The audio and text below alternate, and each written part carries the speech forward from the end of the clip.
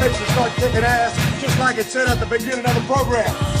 Man of the hour, tower of terror, too sweet to be sour. Sending your ass on the jabroni jet to the other side of the territory, brother. The Alabama Hammer. Nightmares on the best part of my day. The goods from the wood. Hot damn!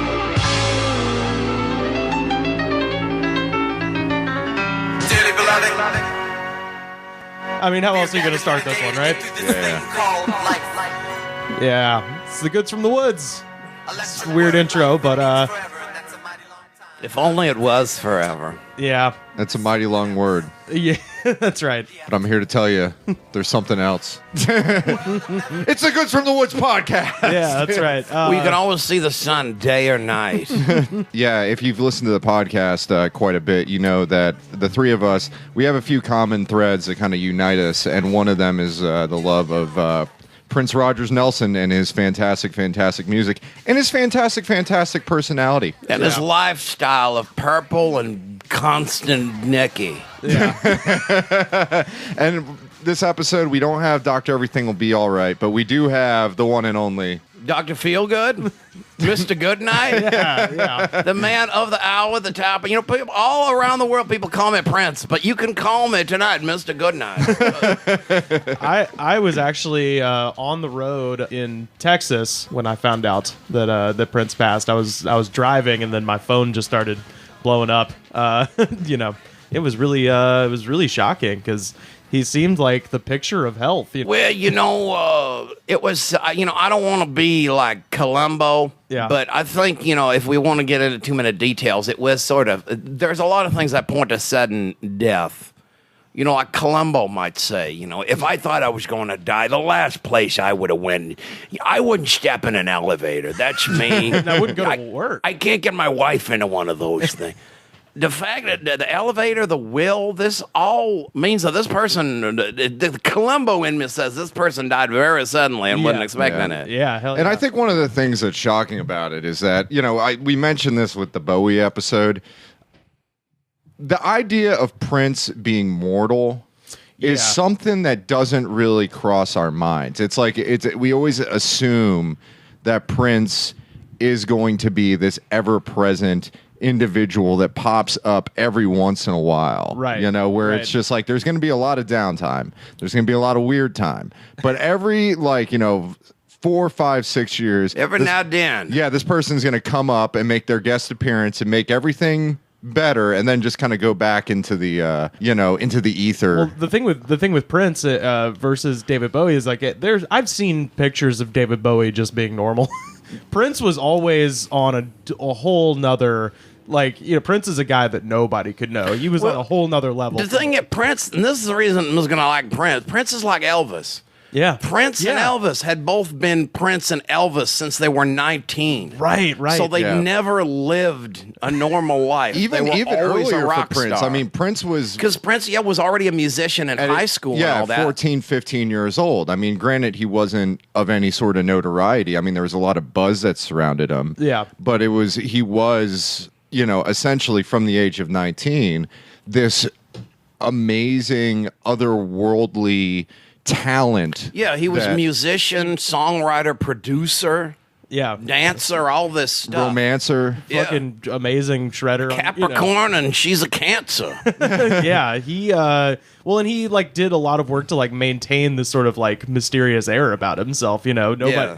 like, you know, Is he black or white? Is he straight or gay? Right. Well, and also, you know, he was the one thing he was known for, or I mean, he's known for a lot of things, but one of the things that speaks to this point is that he has thousands and thousands of projects literally sitting in a vault that no one's heard. Well, you know, Daz, you know, for the longest time, I had discussed that with friends, and it was sort of one of those things that would come up, and I'd say, you know, when Prince dies, there's probably going to be in the future so many Prince albums. Yeah. Because, like, remember the Bob Dylan bootleg series? Yeah. It's Picture still, that times 100. Well, yeah, no, Well, that literally- one's still going too. Yeah. Dylan's not even fucking dead. Well, literally, there are. I think they say that based on the sheer amount of content that Prince recorded, and it's interesting because if you guys want to hear an incredible testament to how crazy Prince was and how like just kooky and eccentric he was, you guys should definitely look up. There's a video of Kevin Smith. Yeah, talking about the documentary that he shot. Yeah, and it's absurd. But one of the things he points out is that his entire house, the entirety of Paisley Park, was mic'd. So that at any given time, at any room of the house, this wasn't some sort of surveillance thing. Yeah. It was mic'd so Chuck that... Berry had nothing to do with no. it. It's not a Lyndon Johnson sort of. Yeah, this isn't like, it was mic'd so that if he was in, say, the billiards room and he had an idea for a song, he could pull up a guitar and just start playing.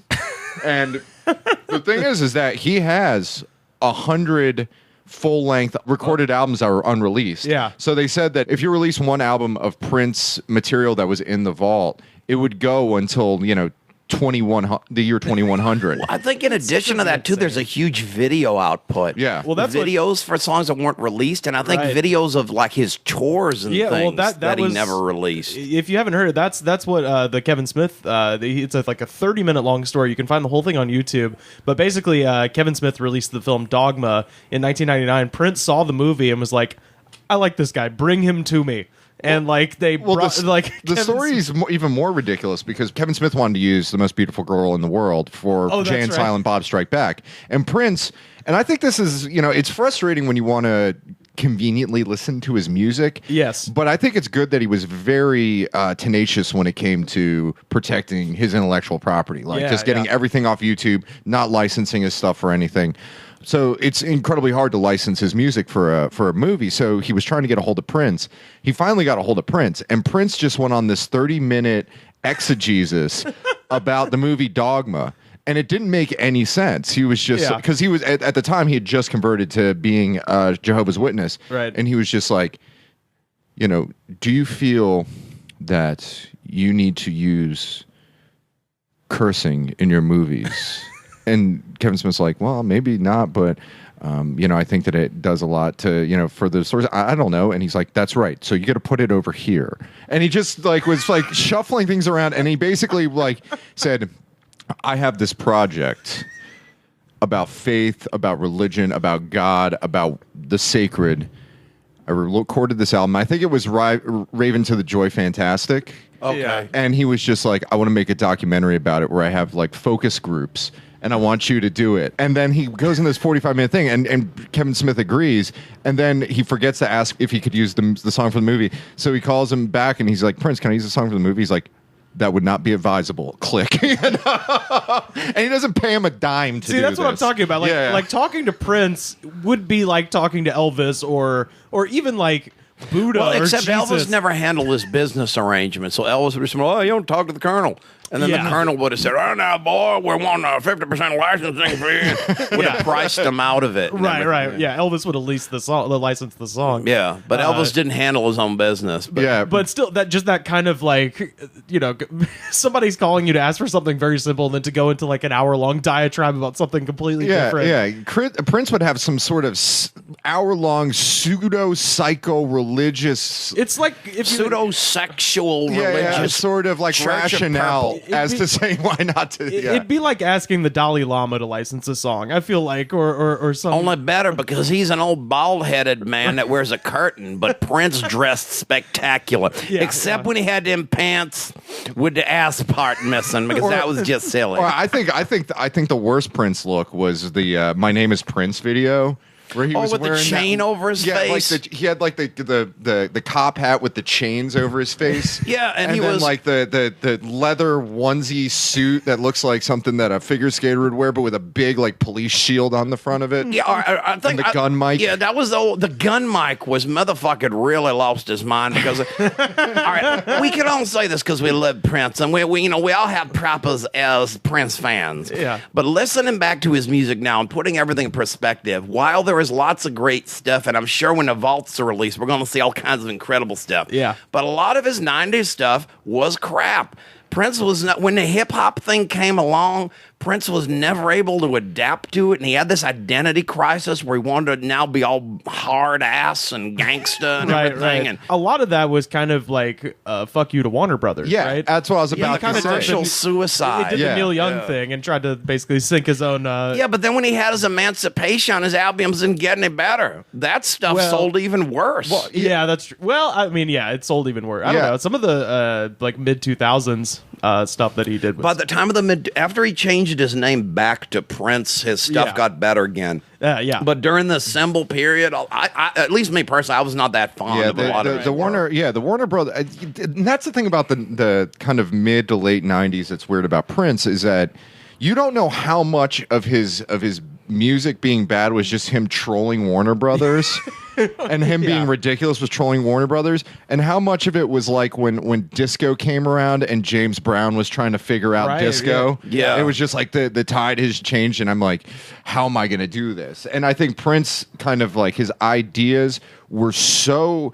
The thing about Prince was that was so intensely talented. Like he's probably more talented than any like musician, pop musician. He used to say he is music. Yeah, exactly. But it's like he had these grand ideas, and when you have something else come in, it's tough to kind of marry the two. Yeah. And it's just like he probably did in his mind, but like carrying it out and executing it, it just ended up being this weird stuff like, the My Name is Prince and things like that. Chain on his face, and you remember the video was all like With Kirstie Alley in it. he was like climbing up a fence and shit. Yeah. You which remember which this? video was this? My name is Prince. My name is Prince. Yeah. And I am funky.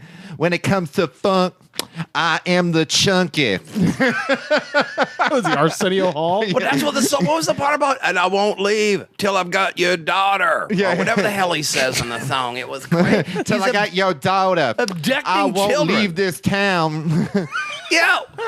What the Christ was going on at that point? The gun mic? Yeah. What's it was the gun mic? It was like A microphone with like a pistol grip down the Oh. bottom so he could look badass as he points it up to his mouth and sing. It's just It's So it was suicide. It was career suicide. Yeah, I know. It was a complete like it was such a train wreck because the video is one of those big story videos like Michael Jackson used to have, like especially when Michael Jackson had when he started to lose his friggin' mind. Yeah. Oh, yeah, and Prince followed suit Yeah, the with mini that. movie ones, and it starts out where there's like a riot happening at the Glam Slam, which I guess was what he called First Avenue, the club that was in Purple Rain. He's just like, Well, there's a riot. this sounds like a sequel to Graffiti Bridge, which Yeah. was a loose sequel to Purple Rain. Yeah, so and maybe it was- this is the third part of the trilogy. Yeah, and the thing was that it was started out as a news report, and Kirstie Alley is like the That's right. anchor, Because remember on the scene. on the album, she does these like in between song parts. Yeah. Do you know what I mean? Yeah, it's the Symbol album, which the Symbol album I just ugh. Well, that was once that whole period was changing his name, he was falling apart. Anything after Diamonds and Pearls gets shaky, and even that isn't that good. I'll be Yeah. honest with you. Everything after Love Sexy has got been. Batman is all right. Even Love Sexy, I don't think is that great. I watched Batman a million times as a kid before I even knew who Prince was. So all those songs are still like, yeah. Is that the first you heard? Yeah, I think Prince? that would have been my first. My first Bat Dance? Bad Dance had to be the dumbest song ever to kid number. Vicky Vale. Vale. Vicky Vale. Vicky Vale. Son of a bitch! Vicky Vale. I don't even know if it was Bad Dance that I saw necessarily. I just saw the movie. Party Man. So Party Man and Ba-da-da-da-da. Trust. Yeah. Trust. Hubba, hubba, hubba, money, money, money. Who do you trust? Trust. I'm here giving away free money. And where's Batman? He's that's- at home washing out his ties. That's such a good movie. I don't give a shit. It's on Netflix right now. So probably the easiest way to find Prince music is just to watch goddamn Batman from '89. Yeah, on you know Netflix. when they did those scenes through he hadn't written the new stuff yet, so they had substitutes, and the Party Man scene was 1999. Yeah. I think. And Oh, really? Okay. And what was Trust? I Would Die for You, or Maybe, yeah, or yeah. what's the other one that's connected to it? Oh, I don't know. I would die for you. Remember this Yeah. one that's always connected to it? Baby, I'm a Star. Oh, Yeah, Yeah. It was one of those two. I think it was Baby I'm a Star. What was your first exposure to Prince? Good night. Well, when it whipped his ass out on TV like that. But Prince is just one of the things that always was. You know, growing up, it was like there's Purple Rain, and it was like, who the hell is this weird Prince guy? You understand? But then there's a certain point where you stop listening to all that kind of, you know, I think we can say this because it's not a brand name. You stop, there's a certain point you grow up, and there's certain misconceptions if you're white that you have to listen to music made by dirty, smelly looking white people with long hair and ripped up looking clothes that play really loud, or else you're some kind of twink. Yeah. But then Kiss came along and said, no, you ain't gonna get laid listening to that Dungeons and Dragons heavy metal shit, son. You know, this is all boys listening to that. This is what it's about. Did you say Kiss? No, Prince. Oh, Kiss came along. I was like, I feel like they're the problem. Yeah, they're the problem. No, Kiss was part of the problem, you understand?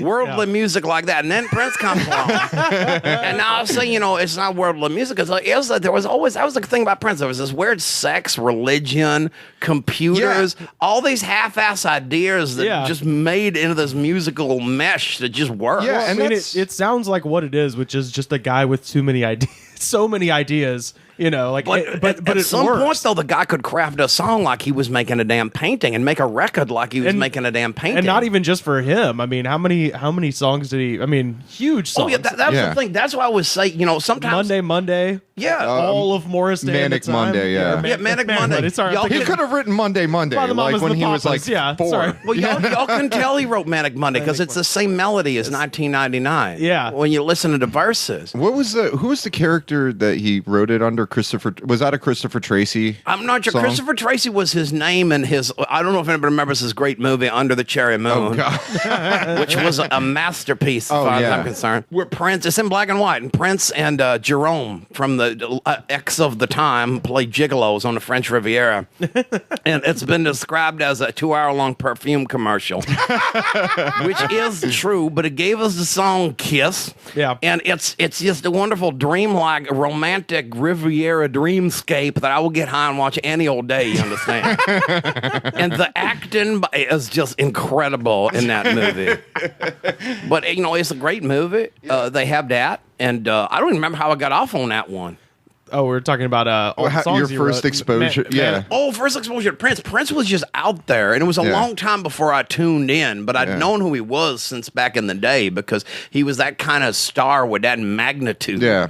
I mean, I think I was born just kind of like at the crashing tail end of like the huge like Purple Rain, like, you know, all when I was a little kid, I didn't listen to worldly music like that, you understand? But when I got old enough to tune in, and I tuned into this Prince thing, I was like, shit, this is what it's supposed to be about. So yeah, I think it just the Batman would have been the first exposure to it, but the when I actually like started getting Prince like records was actually in high school. I was I was aware of him for sure, and I knew like, you know, When Doves Cry from Romeo plus Juliet and all that kind of shit. But Peg plus cat.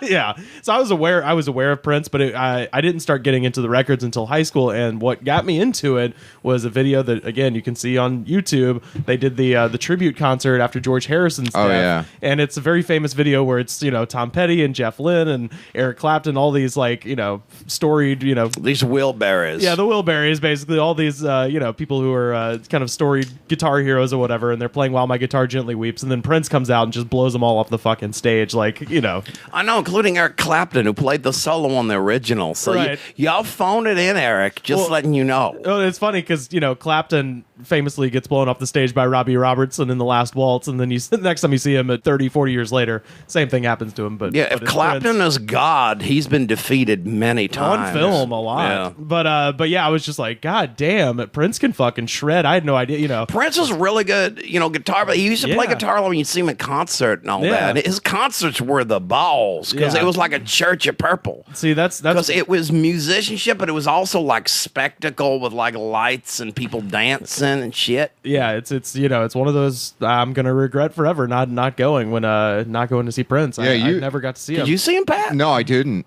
you saw him a bunch of times when he was over at the Forum. Yeah, I saw him 3 times. 3 times. First time we went. This was a couple of years ago, right? This was when he did the 39. Was it 2010 or 11? It was Yeah, the 2011. residency over at the Forum, yeah. Next time, it was Friday the 13th. I remember that night well because somebody hit my car and was so glad that I didn't exchange papers. They gave me $60, and I went and saw Prince again the next day. And then the last time, it was near the end, and it was the weekend. I think, was it Memorial Day weekend or something like that? And they just let us in on that one. So we snuck in that third time. Wow. So 3 times I saw him. And it's a different thing every time. And it was badass every time. The only thing I didn't like that he was doing then was when he would do that thing where he'd fool around with a sampling keyboard with some of his songs. But the parts where he actually played music was the balls. And his covers were insane. Like, he would always do lots of covers at his shows. He And would it was do just all like kinds of random stuff. stuff. Yeah. Like, it's funny because people like bootleg it out, but you just hear these things about like, oh, his cover of Creep.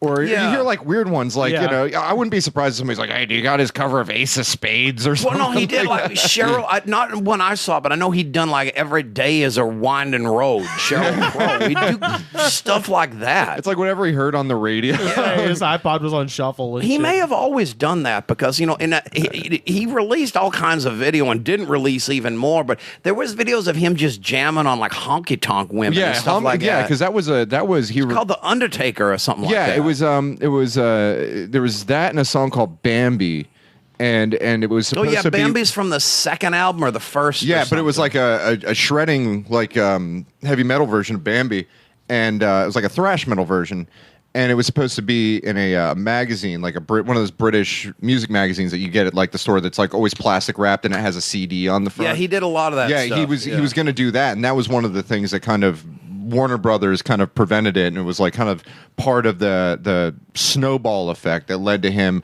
you know, writing "Slave on His Cheek" and Shame on you, Yeah. Warner Brothers.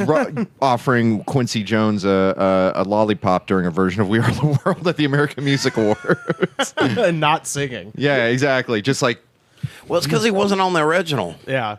You remember that? That was one of his big things because he was real big at the time because of Purple Rain, so he wasn't on We Are the World. I think he was offered, but he didn't. Yeah. He refused to do it. There was a lot Not of for- criticism of that. Yeah, and I don't think it was rightfully so. I think it was just one of those things where he's so protective of Yeah, he his doesn't do that. But people music. got up his ass about that. I think he had a rationale for it because like when they approached David Lee Roth, he told him to eat shit and hung up for We Are the World. I don't want to do that. Again, goddamn, baby, I ain't gonna do it. it seems to me a lot of the cool people weren't on it. And a lot of the people weren't on it stunk. Yeah. Except for Bob Dylan. Say, Yeah. We are the world. We are the children. What do you mean I gotta share rise and sing chorus with Dan Aykroyd? Oh, yeah! That's not a bad David Lee. I mean, after hearing the David Lee Roth, like with all of the stuff taken out, you realize anybody could beat David Lee Roth. Yeah, but let's face it, though, Van Halen was never as good without him. Oh no, absolutely not. But yeah, there's the thing where they. I'm not gonna sing lyrics, but I can do backup karate kicks to the song. God damn it! That's my favorite. God damn it, baby! You know I ain't lying. Whoa! I'll say that stuff for David Lee Roth. Now, I ain't one of those kind of people, you understand? But if we're talking about assless pants, I think, He was the king. of all the rock stars, he made the assless pants work better than Axl Rose, Better than Nikki Sixx. better than Nicky Sixx, better than Prince. Sorry, Prince, Yeah. but it's just true. It did not work with Yeah. the assless pants. You understand? Yeah. Well, it's one of those things that's come out just in the past like week or so. I mean, I'm sure it's been What, out there. exposed asses? No. But there was it just reminded me like they were asking him why he never collaborated with Michael Jackson, and he said that in the Bad video, Michael asked him to be in the Bad video. Oh, when he says your butt is mine, and he Right. said, "Yeah, you can't say that to me, and I can't say that to you." Yeah, I've seen that interview. But apparently he was going to be Wesley Snipes. Like Really? the Wesley Snipes part was going to be Prince, and Prince was like, "Hell no." No, they should Yeah, have made Prince was right because the minute Michael says your butt is mine, what is the world going to think? I know. Right, you right. should no. They should have kept Wesley Snipes and just had Prince be the guy on the roller skates. But no, Prince is. I mean, the thing with Prince and Michael Jackson is that Prince was better. Prince was better, and I think that one of the things that's kind of, and nothing against Michael Jackson as an entertainer, but I think that, Just Prince was better. well, I mean, but Prince, the one thing that sadly kind of hamstrung Prince with his popularity, because Prince could have been the biggest star in the world. He could have been the absolute biggest star in the world, like Elvis level. Yeah, huge. He And I sort think- of was that kind of And Elvis. but I level. think it's and I think Because he's he had very that, much like that icon status. Like but I think that. it's one of those things because his music dealt with themes that were so, like religion, spirituality, sex, all these sorts of lots of sex. Yeah, that it kind Actually, of lots of religion. I mean, that the things that made Tipper Gore mad, like those are the things that kind of alienated him from just mega pop. Not to say that he wasn't a megastar, he was a megastar, but being like the all-time, because and his gender, like his androgynous image with both him and Michael had Prince's sort of hypersexuality. Yeah. It made people a little and it more also didn't uncomfortable. translate well to, because I think Michael Jackson was more of a big star in like other countries, like in Europe and Eastern that's Europe true. and China and Japan, where it's like you can't really translate Prince to that. Well, Michael Jackson looked like an anime character, so I think that's why they liked him so much in Asia. But I mean, I think Prince is the one that. But I think it's good because Prince, for staying power, I think Oh yeah, Prince's music I think 50, was so solid. 60, 70, 80 years from now, that's going to be the thing that Shit, It in transcends 80 that. 80 years from now, we're still going to be hearing new shit. Yeah. And That's true. because the thing is, we all love Prince. I love Prince to death. But let's face it, Prince was, he was cool as shit, and we said he was. But the thing is, we mentioned he was allowed to be Prince since he was 19. So Yeah. because of that, he was also kind of an idiot.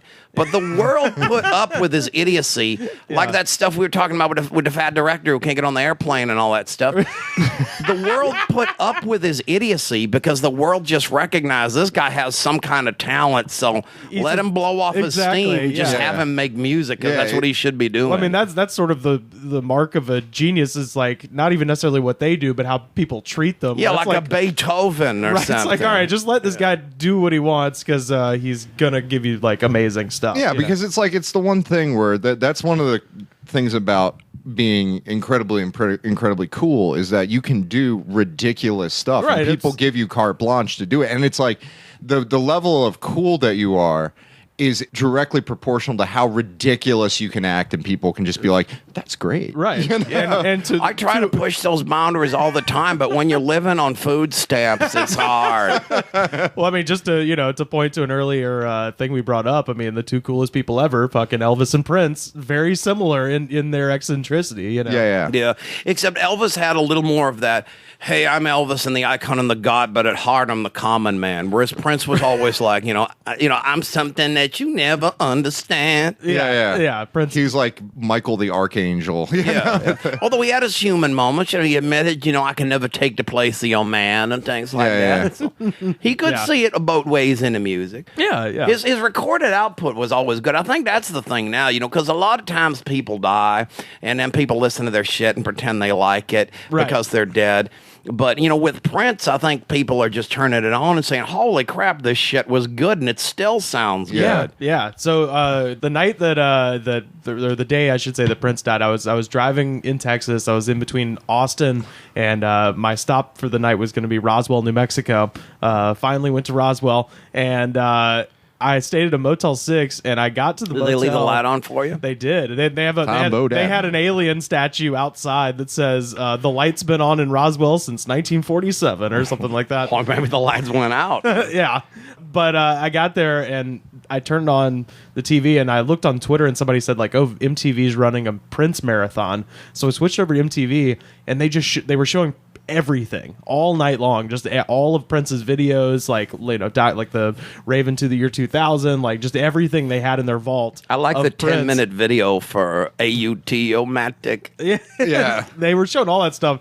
I gotta say, I was in Roswell, so I was like, you know what, this is cool, but I want to go out. I want to like go hit the town site. I had cowboy boots, and I had my hat and a nice shirt, and I put on like a whole like cowboy gimmick, and I was like, I'm gonna go to like the best like shit kicker fucking cowboy bar I can find, just mix it up, see what happens. And I got in my car and I drove through Roswell. There are no bars in Roswell. The only bar in the fucking city is the Buffalo Wild Wings. Yeah. So I went into the Buffalo Wild Wings with my little cowboy gimmick and ordered 10 wings and a Diet Coke, and then went back to the Motel 6, sat and ate those wings and watched Prince all night. Oh, you could have stayed and watched B-level UFC fights. And So they didn't have Prince watched some on Bellator. the Buffalo Wild Wing. They didn't know. It was just all like, Look on the bright side, River. You get a making of a country song here. yeah. I was in Texas the night that Prince died. It could be like Red Sylvan. It could be a whole recitation. So I like, had my cowboy Put on my Purple Rain. best pearl button shirt and went down to find a watering hole. but one could But not be there found. wasn't a watering hole in the town. So I went to the Buffalo Wild Wings. And although Prince died, they didn't realize it because all they played was George Thorogood and the Destroyers over and over again, as if history had never happened. And then I found the town where Prince never touched. Yeah. you never know, though. You know, you were there the day he died. You was in Roswell the next day. You never know where Prince went. You never know he might show up on one of them UFOs. That's right. Yeah, him and Elvis, Or at least a man. weather balloon. I love you more than I did when you were mine.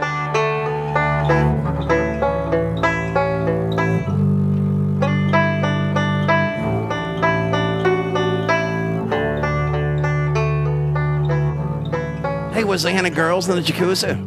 There was nobody in this hotel. I was it was the motel. So it was like The Shining. Dude, it was awesome. The Motel 6 was being remodeled. So my whole stay for one night was like $31. And it had a spa and it had a pool and there was no one in the place. Did they have a business center? I always prefer Motel they have- 6s with business center. Do they have weekly rates? Because I'm thinking about moving in. I mean, that's what I was thinking. I was like, dude, I could just live here every day and it'd Yeah, be and cheaper. have a spa and a gym and all that It'd be shit. cheaper than living Did in it LA. have that? Did it Did have? they have a Miss Pac-Man machine, an ice machine, and some, candy bars? Ice machine, yes. Candy bars, yes. Pac-Man, no. Did it have the? Did it have the maroon and doo-doo brown carpet that every Motel 6 has? No, but it did have the bedspread with the Route 66 theme, which I really love. How was the air conditioning? It was noticeable. Did it have HBO and ESPN?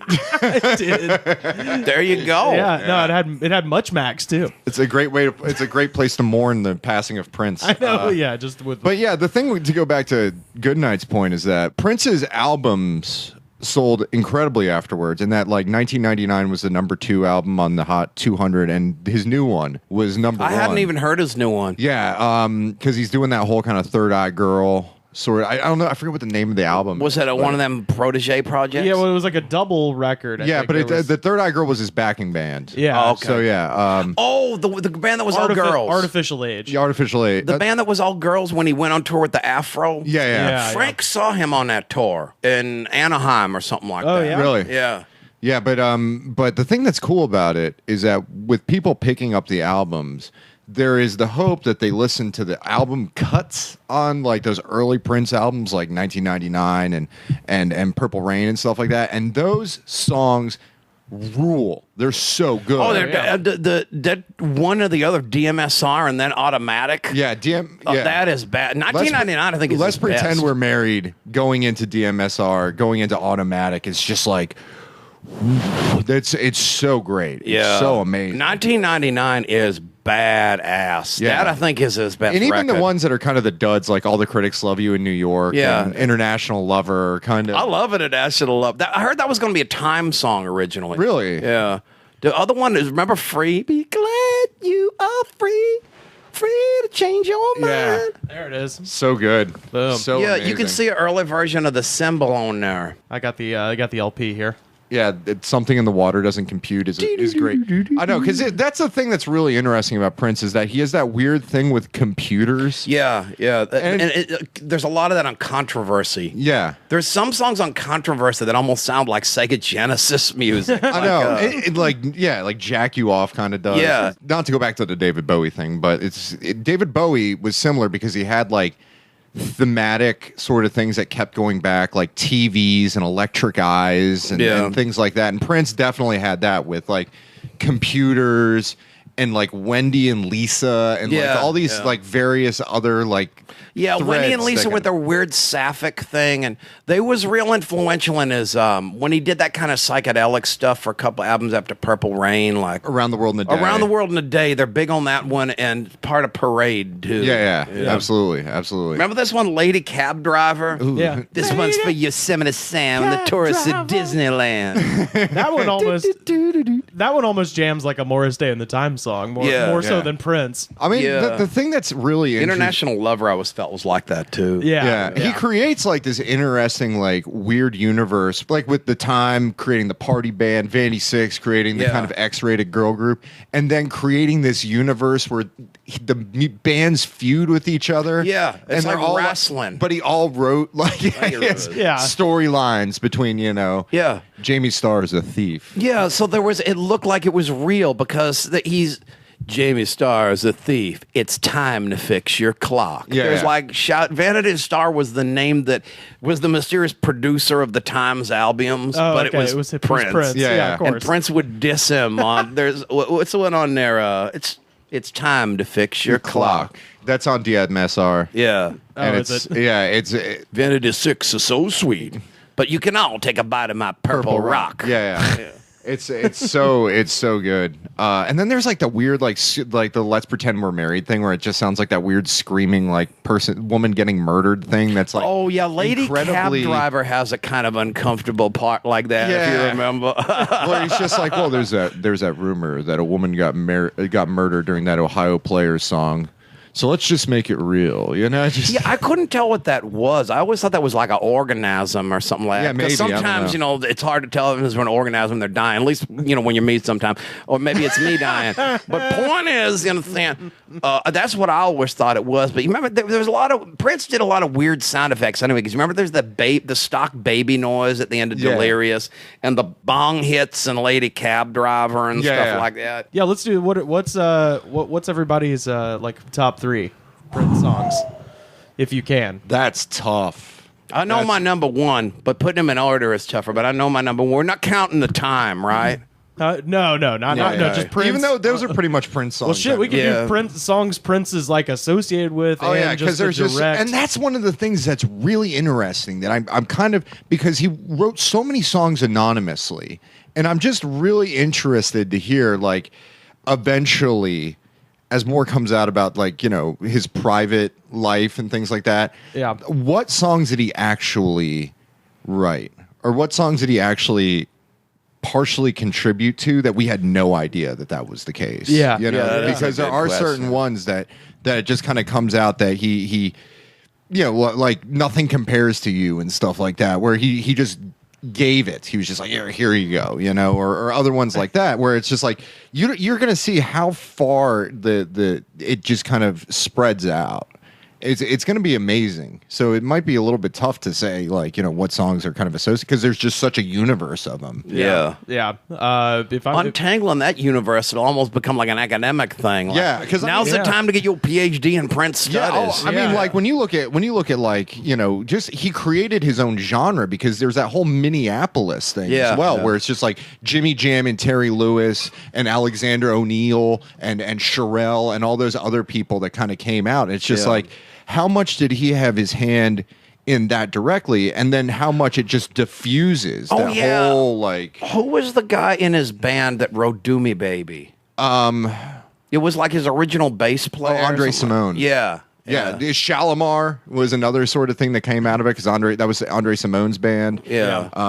Did Morris Day write some of Party Up? I don't know. I thought there was some kind of. I think Day might have been involved in something. Party Up. Actually, I believe it was Matt Fink that helped write Party Up.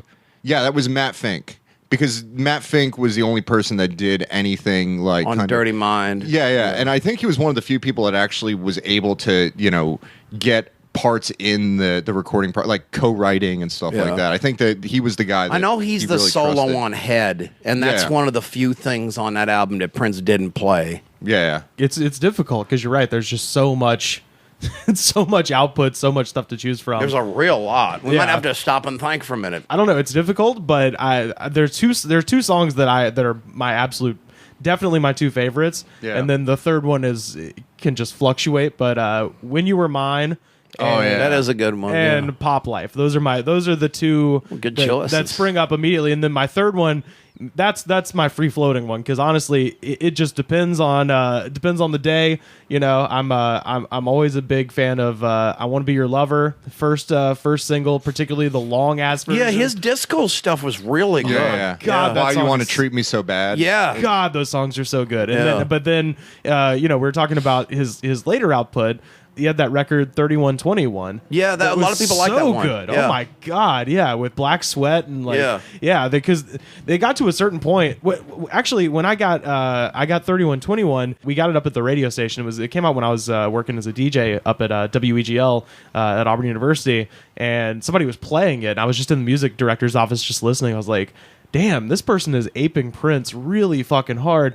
And so as soon as they went on break, I popped my head in there. I was like, who was the Prince sounding thing? They're like, oh, that was Prince. That's his new. I was like, shit. Well, that was kind of the thing with Prince. He went from being so big to, after he committed the commercial suicide, and then a lot of people weren't even aware he changed his name back and was still making records. And he was during that whole like Jehovah's Witness period, the hip replacement period, all those sorts of things where he kind of really the unfortunate. Like, have you ever heard the Rainbow Children? No. It's kind of his weirdest record. It Yeah. was made when he was deep into the Jehovah's Witness And also- stuff, and also he had but it's not too he had bad. like early his- 2000s. Yeah. Yeah, he had his son that had passed away like 2 days after being born because he had like Pfeiffer syndrome. He had like this really sort of, it was like a real tragedy, and it really threw him for a loop. Because he was at the time married to what was it, Mathieu Garcia, who was the belly dancer in that one video, and 7 Chains of Gold or one of those things exactly, like that. and he had a lot of tragedies, and because he was so private, it's like.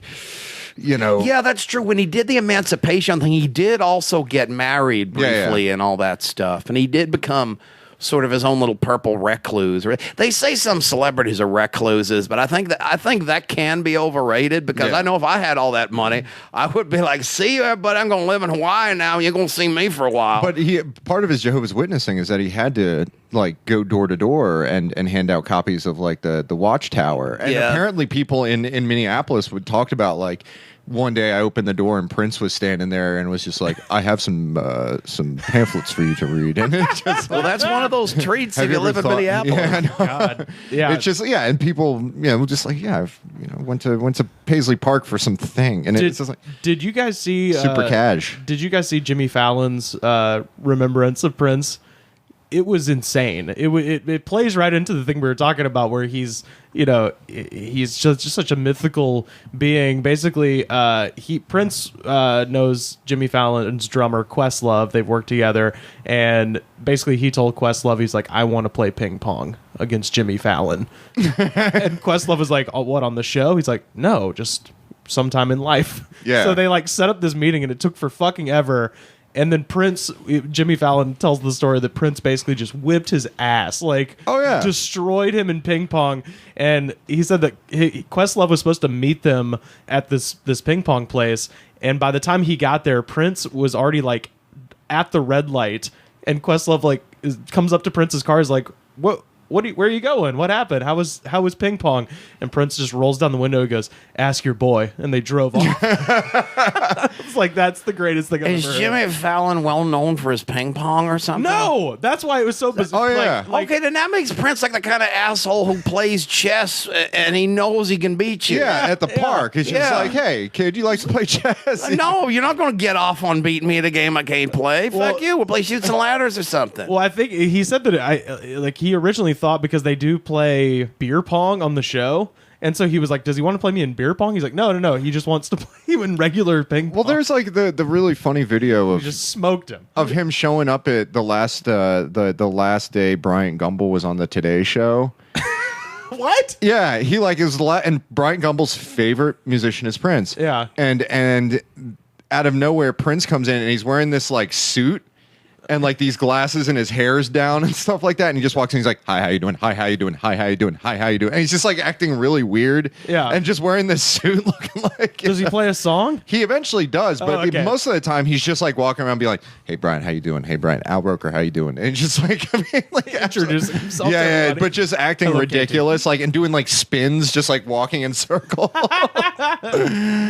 like one of those wind-up toys. Yeah, exactly, The exactly. wind-up penguin. See, this is what we're going to miss. Yeah, and I mean the thing is that there was the whole thing with Van Jones, like the CNN guy who who basically like outed it. He was just like, "Hey, you have no idea of how much of a philanthropist Prince Right, was." because part of being a Jehovah's Witness is you can't really talk about your charity work Yeah. because it's about glorifying your maker or whatever, even and before not that. yourself or whatever. But yeah, you're right. Yeah. Van Jones, who's like a CNN correspondent, used to work for the Obama White House, was like very close with Prince, and you can check this out online again. There's an interview where he's talking about all of the philanthropy that guy did.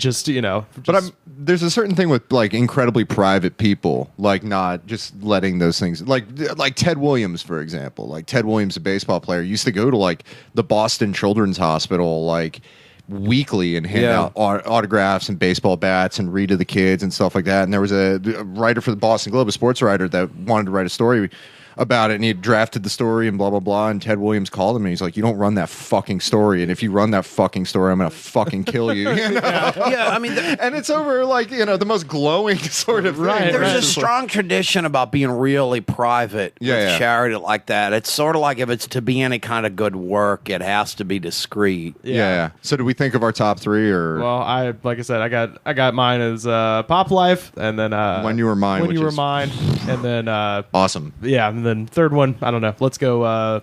I don't know, Little Red Corvette, maybe. That is yeah, a good Dez one. is Can't go wrong with that. Yeah, guitar Dez is solo. solo. God damn. Dez, I thought was best. Sorry, Wendy, but Dez, I thought was better than Wendy. Yeah, and Dez was so cool. Yeah. like with the With the Ichiban. Kamikaze headband Yeah, thing. He and looked just- like a black Keith Richards. Yeah, almost. and it just he did, Yeah. he did, and he could play amazingly. Yeah. and he had incredible charisma. Like him and Prince played off of each other They really did, well. yeah.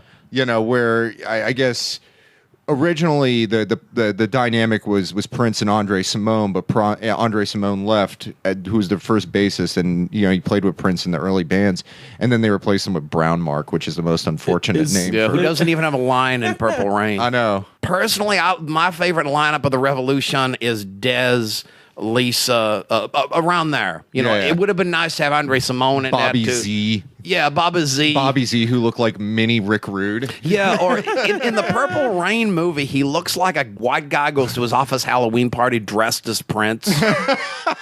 So he looks like he a has- blonde white Prince, Yeah, like but he's a- got the ins- mustache and looking the like an outfit. insurance salesman. Yeah.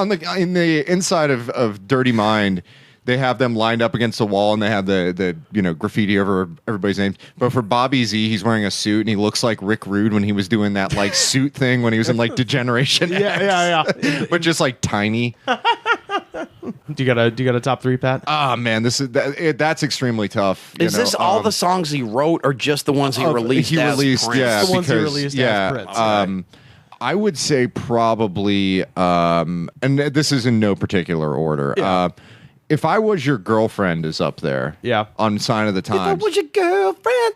Yeah, I would let you pick out all your clothes. yeah, that song is just insane. It's just the level of there's just conceptually, it's like so interesting, and the way you execute Not that you're it. helpless. Yeah, it's just because it was part of that whole Camille project that he Yeah. thought about doing, where he was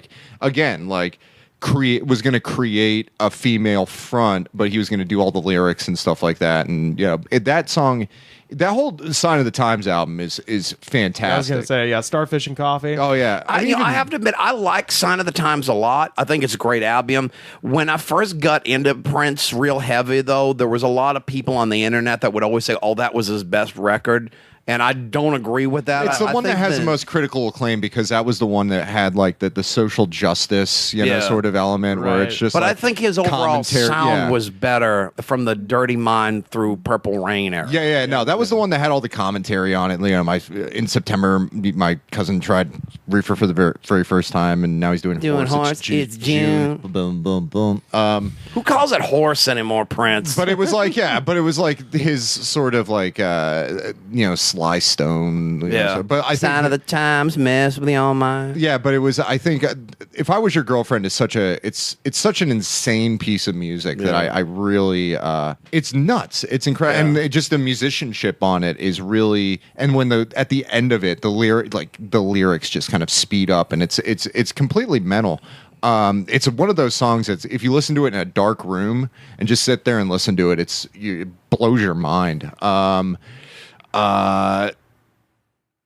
There's a song, Dirty Mind. There's a song on there, Uptown. I love that song. Uptown, that song is so good. Gonna set your mind free. Actually, That's almost like one of Prince's early mission statements of his lifestyle. Yeah, it was. There has to be one on there. It's either Party Up or Uptown. Party Up is a little bit like kind of that stronger, like doing Rick James, but better than Rick James sort of thing. Party Up has the "You're gonna have to fight your own damn war." Yeah, but I think Uptown is really very high up there. And then DMSR. DMSR is my favorite Prince song by far. That song is just it kills. Everything on that song is incredibly perfect. It's like that's his mission statement right there, and it's dance music, sex, romance. Yeah. Do whatever you want.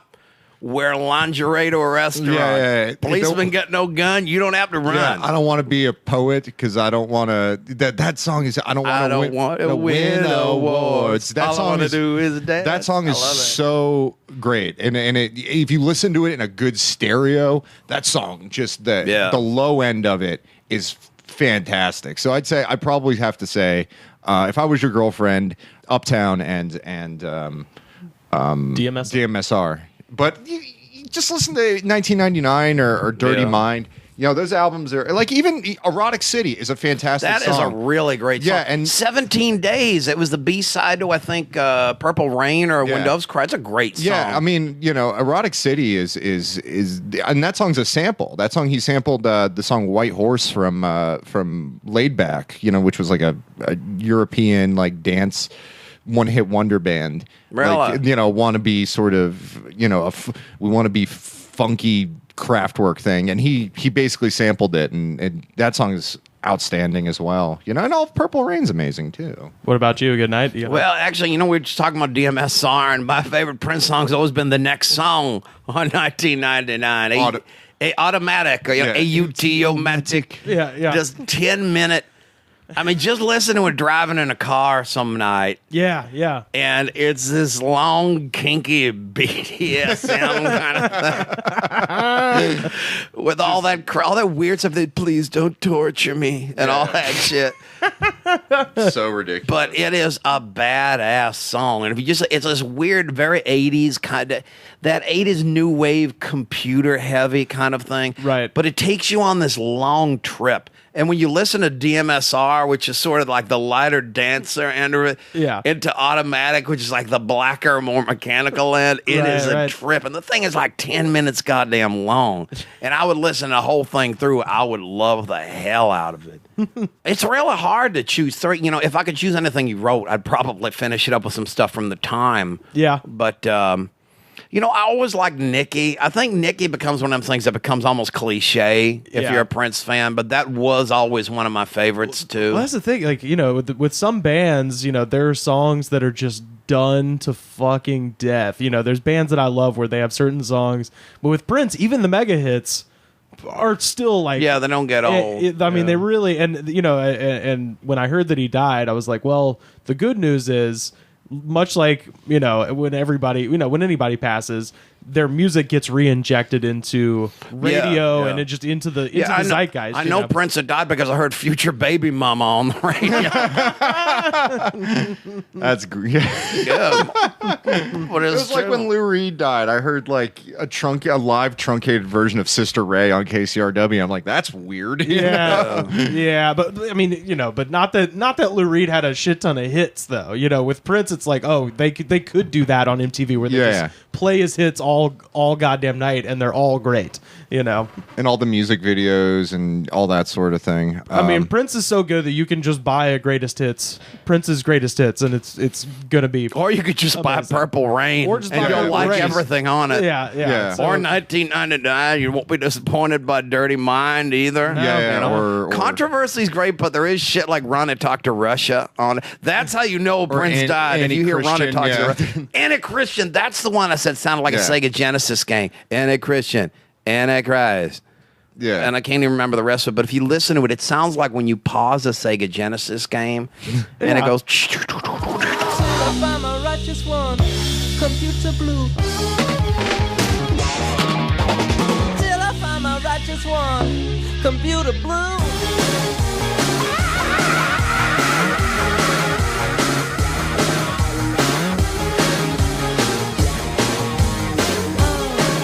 I think one of the things that should like really come out of it is the fact that like prescription painkillers, they need to control those things. Right. Well, yeah, I was going to ask, so is that, see, my mama has that theory, but my mama believes that whenever a celebrity dies, that somehow they were self-medicating, but this is true. I mean, with him, he was using, apparently, I mean, this is all alleged and flim-flam speculation, but like he was using Percocet pretty heavily as an outgrowth of his hip replacement. Yeah. And which he got from jumping off of amplifiers wearing high heels. Yeah, and doing 30 years. And yeah, but that's what made him Prince. Fuck so yeah, I understand. exactly. But is it true that he didn't seek medical attention for it because of the Jehovah's Witness? Well, no. thing? When he got his hip replaced, Jehovah's Witnesses have and getting a hip replaced, as you know from any Billy Graham shoot interview, is it's not easy. It takes years off your life. It's invasive. And it's just demonic. It's terrible. Violent. Satanic. but it's very invasive. And the thing with one of the tenets for Jehovah's Witnesses is that you can't get a blood transfusion. Yeah. And so it's a very ultra invasive surgery because you can't get a blood transfusion. So, and his other hip was probably incredible wear and tear and stuff like that because of dancing around, jumping off of amplifiers and doing the splits and 4-inch high heels. And so I think that probably, doctors are very overzealous when it comes to prescribing those sorts of things. Yeah. And when you get hooked on those sorts of things, you can't catch up, so you have to go to other doctors and fudge things and get things off the street. And it's it's one of those things that dealing with pain is very, very difficult. But I think that the fact that something like that, if it's true, can get so out of control and unchecked, it's like they really need to do something about But this. he sought medical attention, though. He did not get things done because so that's he was like Jehovah's Christian- Witness. That's what I don't understand. It's Christian scientists that can't get like medicine. Yeah. Jehovah's Okay. Witnesses They can't get do blood transfusion and other things like that. But he had the hip surgery. So yeah, he had the hip surgery. That was many years ago. But the thing is that if the storyline is true, obviously, allegedly, he had accidentally overdosed on Percocet on his plane, and they had to land in Moline, Illinois, and give him medical attention and give him the detox shot, the anti-opioid shot, because this stuff is basically heroin. Yeah. It's heroin. Yeah. So they had to give him the anti-opioid shot, but you have to stay in the hospital 24 hours after you get that sort of treatment. And Prince was like, no, I'm not going to do that, because he wasn't going to get a private room. And you have to understand, when we talked about, he's cultivated such a bubble around himself, his own purple world. Yeah. And to be just sitting there with a hospital Johnny on with your ass out with some other person. Well, that part he's used to. Well, yeah, but there was no yellow suit or backup dancers. Yeah, exactly. There was jump on top there was of no them aesthetic afterwards. out of it. Yeah. I mean, it's made out of paper. It's institutional. It's not. This isn't even purple. And when he left after 3 hours, and he took a plane flight, and he took multiple plane flights. And I think the thing is that after you get any sort of medical attention, you get on a plane, that's the worst possible thing you can do because it's pressurized, it's recirculated air. You're up. It's really, especially if you get an injection, that's the sort of thing. Like if you get vaccines before you go flying and traveling, you have to do it over a certain amount of time because flying is the worst thing that you can do when you're not well. And I think probably what had happened.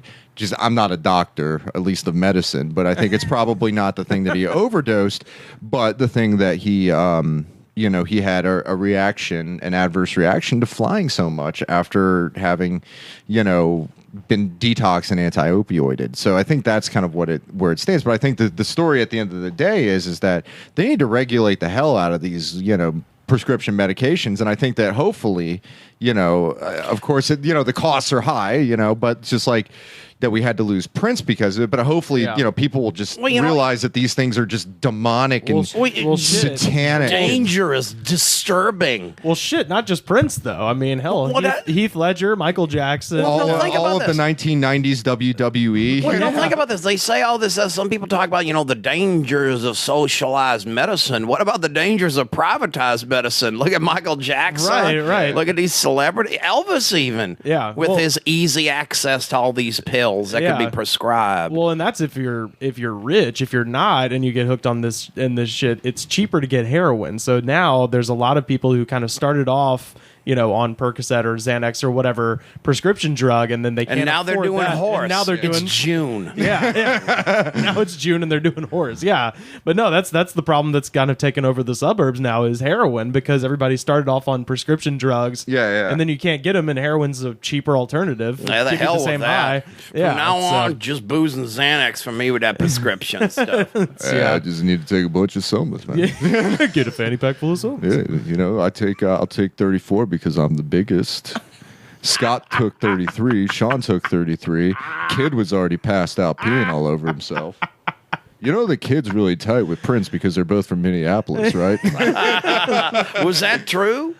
Maybe, I don't know. Was Rick Rude? There's a lot of wrestlers from Minneapolis. Did Sergeant Slaughter stop by Paisley Park every now and then? Because, dude, if Rick Rude rolled with Prince, that would be the most awesome. That would be. That'd be just amazing. And they both look great in purple. I was going to say he'd have Wendy spray painted on his crotch. And Lisa on the back. Yeah.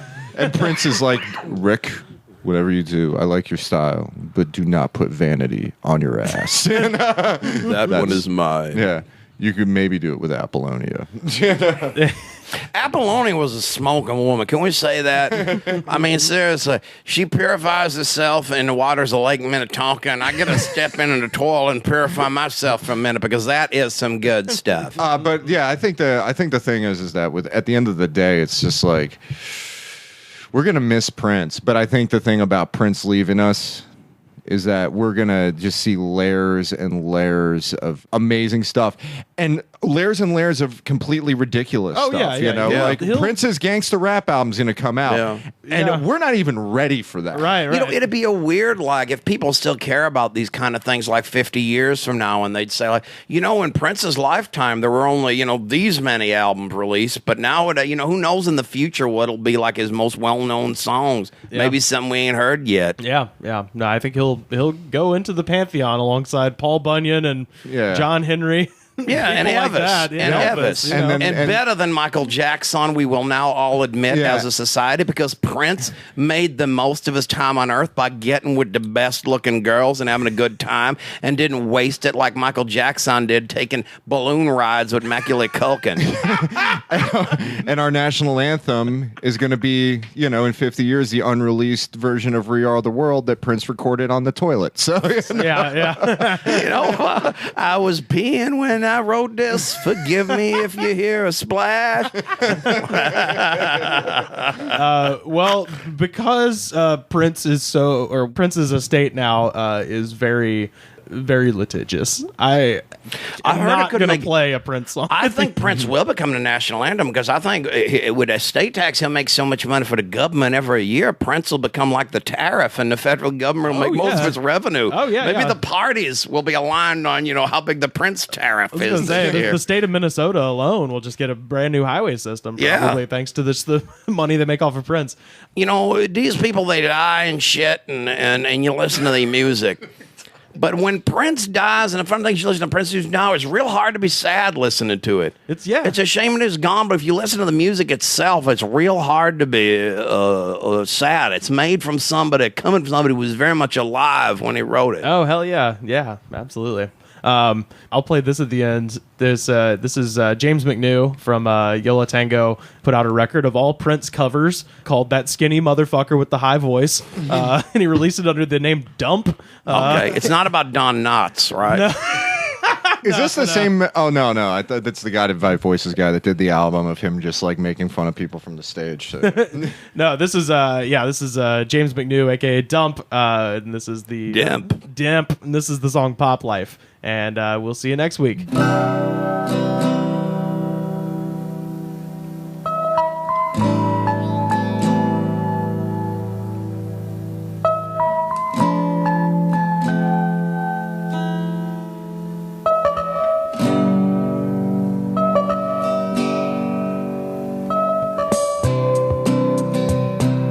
What's the matter with your life?